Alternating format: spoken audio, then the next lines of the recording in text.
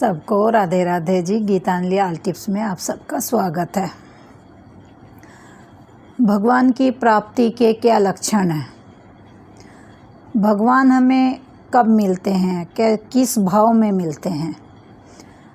भगवान की प्राप्ति के जो लक्षण हैं वो ये लक्षण हैं, जब हमारे मन में किसी के प्रति द्वेष भाव ना रहे, समभाव से रहें। यदि हमें कोई दूसरा व्यक्ति कुछ कह भी रहा है तो उसके प्रति हमारे मन में कोई द्वेष भाव ना आए, तो ये भगवान को के प्राप्ति के लक्षण हैं।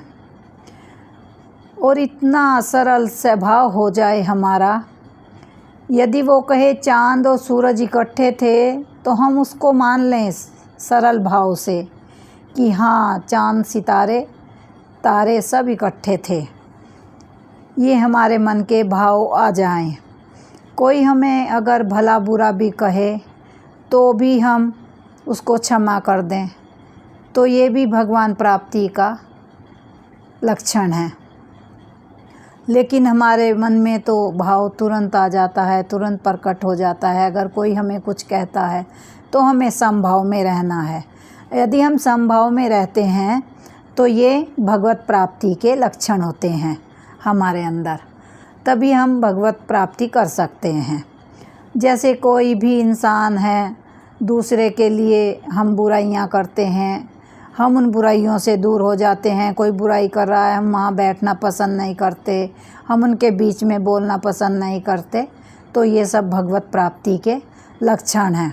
जो आदमी अपने में खो जाए, दिन रात उसी में रम जाए, वो भगवत प्राप्ति के लक्षण हैं। भगवान प्राप्ति ऐसे नहीं होगी कि हम दर दर भटक रहे हैं, हमारा मन भटक रहा है।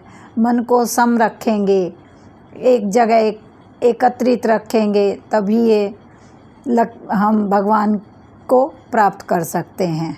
उनके जब भी लक्षण होते हैं प्राप्त करने के, जब हमारा मन स्थिर होता है। अगर मन भटकता रहता है तो भगवान की प्राप्ति नहीं हो सकती। अगर हम पूरा दिन धन दौलत माया में ही घुसे रहेंगे तो भगवान कैसे प्राप्त हो सकते हैं, बताइए आप। भगवान के लिए हमें कुछ तो छोड़ना पड़ेगा। वैसे तो भगवान ने हमें सब कुछ दे ही रखा है, खाना पीना, पहनना ओढ़ना, घर बच्चे, घर गृहस्थी, हमें सब कुछ दिया हुआ है उस परमात्मा ने। लेकिन उसे प्राप्त करने के लिए कुछ चीज़ें हमें छोड़नी पड़ती हैं। मोह ममता सब छोड़ना पड़ता है। मोह का मतलब ये नहीं है, छोड़ने का मतलब कि हम बच्चों से प्यार ना करें, आने वालों को, मेहमानों का हम आदर ना करें, ये सब नहीं। मोह ममता ये नहीं होती, ये तो हमारे भाव हैं, उनके प्रति अच्छे भाव हैं।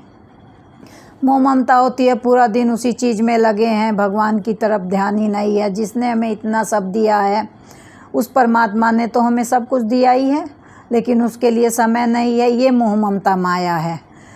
कार्य तो हमें करने ही, उसके लिए सब कार्य करना ही है, लेकिन उसके ऊपर छोड़ के करना है कि भगवान जो भी कार्य हो रहा है वो आपके ही नियत हो रहा है और आप ही करा रहे हैं, आप ही करने वाले हो।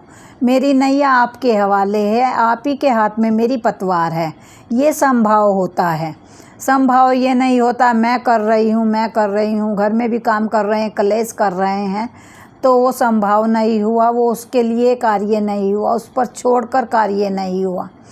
ये छोड़कर देखिए ना कि भगवान तुम ही करने वाले हो, तुम ही करोगे, तो भगवान खुद स्वयं करते हैं, हमारी रक्षा खुद करते हैं। सब करना कराना उसी के हाथ में है। तो भगवान प्राप्ति के यही लक्षण हैं कि मोह ममता माया, झूठ फरेब, झूठ बोलना, ये सब छोड़ना पड़ेगा। लेकिन आज तो अलग तरह की दशा है लोगों की। पहले लोगों का क्या होता था, अगर लोगों को ये कहते थे कि तुम्हें इस चीज़ के लिए झूठ बोलना है तो वो लोग रात भर सो नहीं पाते थे। लेकिन आजकल क्या है, यदि आज कह दें कि तुम्हें इस चीज़ के लिए ये सत्य बोलना है तो लोगों को आज सत्य बोलने के लिए नींद नहीं आएगी।